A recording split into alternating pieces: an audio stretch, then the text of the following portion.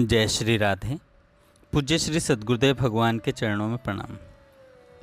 पूज्य श्री स्वामी राम सुखदास जी महाराज कहते हैं कि भगवान ने गीता जी के 9वें अध्याय के 34वें श्लोक में कहा है, मुझ में मन वाला हो, मेरा भक्त बन, मेरा पूजन करने वाला हो, मुझको प्रणाम कर। इस प्रकार आत्मा को मुझ में नियुक्त करके मेरे परायण होकर तू मुझको ही प्राप्त होगा। इस श्लोक में भगवान ने भक्ति की 4 बातें बतलाई हैं। पहला, मन मना भव, मुझ में मन लगाने वाला। दूसरा, मद भक्तो भव, मेरा भक्त बन जा। तीसरा, मद्याजी भव, मेरा पूजन करने वाला हो जा। चौथा, माम नमस्कुरु, मुझे नमस्कार कर। इसमें मन मना भव का अनुष्ठान करने के लिए भगवान के स्वरूप का नाम सहित चिंतन करने की चेष्टा करनी चाहिए। यह सब शास्त्रों का सार है। संत महात्मा भी इसी पर जोर देते हैं। कहा भी है, सब शास्त्रों का आलोड़न तथा बार बार विचार करने से यही बात सिद्ध हुई कि सदा भगवान का ध्यान करना चाहिए। भगवान के चिंतन मात्र से भगवत प्राप्ति हो जाती है। 8वें अध्याय के 14वें श्लोक में भगवान ने निरंतर अनन्य चिंतन करने वाले के लिए अपने आप को सुलभ बताया है।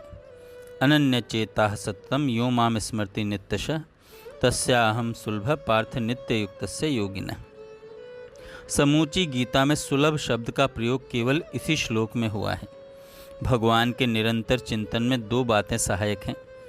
पहला, भगवान के नाम का जप, और दूसरा, सत्संग।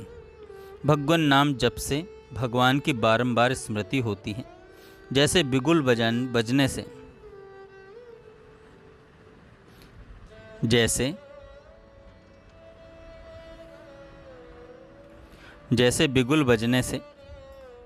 सैनिक सजग हो जाता है, वैसे ही जप से मन रूपी सैनिक सावधान होता है। इसी प्रकार सत्संग करने से, साधुओं के दर्शन से भगवान याद आ जाते हैं।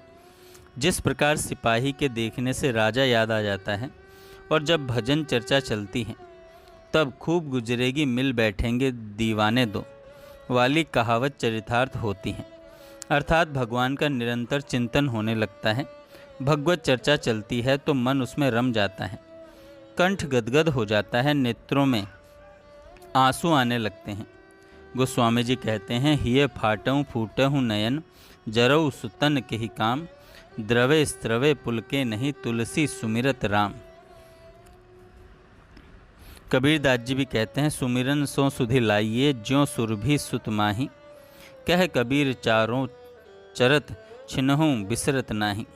ऐसे नित्य निरंतर चिंतन करने के लिए भगवान कहते हैं। यह बात हुई। दूसरी बात हुई, मद भक्तो भव।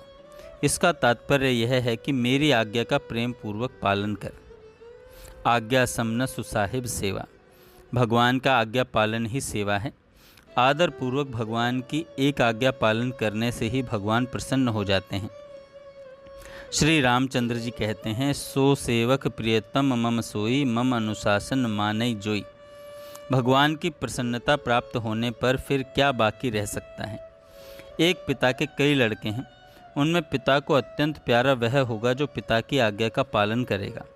गुरु से वही शिष्य विशेष लाभ उठाएगा जो गुरु आज्ञा में तत्पर होगा। आज्ञा पालन से पूज्य की सारी शक्ति आज्ञा पालक में उतर आती है। इस विषय में यह बात विशेष समझने की है कि श्रद्धेय पुरुष जिस क्षण किसी बात के लिए आज्ञा दें, उसी क्षण उसका पालन करना चाहिए। इससे विशेष लाभ होता है। असली आज्ञा वही है जो मालिक के अनुकूल हो, हमारे लिए भले ही प्रतिकूल हो। इसी तरह भगवद आज्ञा पालन करने वाला ही भगवत भक्त है। यहाँ प्रश्न होता है कि भगवान तो प्रत्यक्ष नहीं है, फिर उनकी आज्ञा का पता कैसे लगे? तो इसका उत्तर यह है कि भगवद आज्ञा का पता लगाने के लिए 4 उपाय हैं। एक तो सत्शास्त्र, वेद, पुराण, ऋषि प्रणीत ग्रंथ। इनमें जिनके लिए जो कर्तव्य बताया गया है वही करना चाहिए। ऋषि मुनियों ने सत्शास्त्र भगवान का आशय समझकर ही लिखे हैं। इसलिए भगवान कहते हैं, इससे तेरे लिए कर्तव्य और अकर्तव्य की व्यवस्था में शास्त्र ही प्रमाण है। यों जानकर तो शास्त्र विधि से नियत किए हुए कर्म को ही करने योग्य हैं। दूसरा उपाय भगवत प्राप्त महापुरुष जो कहते हैं उसे भगवद आज्ञा मानकर करना, क्योंकि जिस अंतःकरण में राग द्वेष स्वार्थ ममता अहंकार और पक्षपात नहीं, उस अंतःकरण से जो कुछ निकलेगा वह भगवान की आज्ञा ही होगी। भगवान सब जगह परिपूर्ण हैं, पर जहाँ अंतःकरण विशेष शुद्ध है वहीं वे प्रकट होते हैं। इसलिए महात्माओं के वचन संपूर्ण जगत के हित के लिए होते हैं।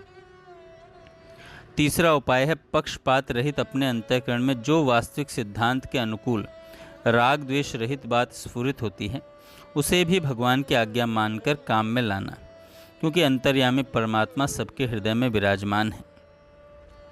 चौथा उपाय जिन कामों को करने से हमारा और लोगों का अभी और परिणाम में परम हित होता दिखता हो उसे भगवान की आज्ञा मानकर उसमें भी हमारी अपेक्षा दूसरों का हित तथा वर्तमान की अपेक्षा भावी का हित मुख्य है।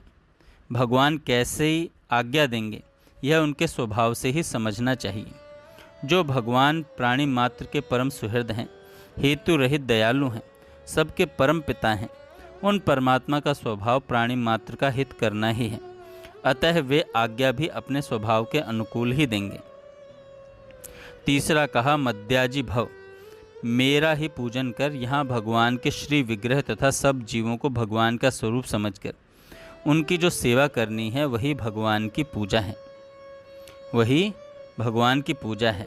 और चौथी बात माम नमस्कुरु, इसका तात्पर्य है आत्मसमर्पण अर्थात भगवान के विधान में संतोष। जब अपराधी जिसका अपराध किया है उसके चरणों में गिरकर कहता है सरकार जो इच्छा हो करो, तब उस अपराधी का कोई अधिकार नहीं रह जाता।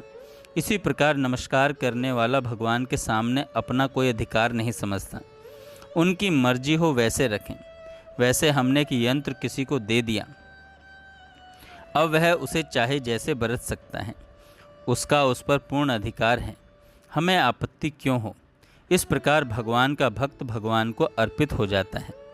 यही भगवान के शरण होना है। भगवान कहते हैं कि तू इस प्रकार मेरे शरण होकर मुझे ही प्राप्त कर लेगा। जय श्री राधे।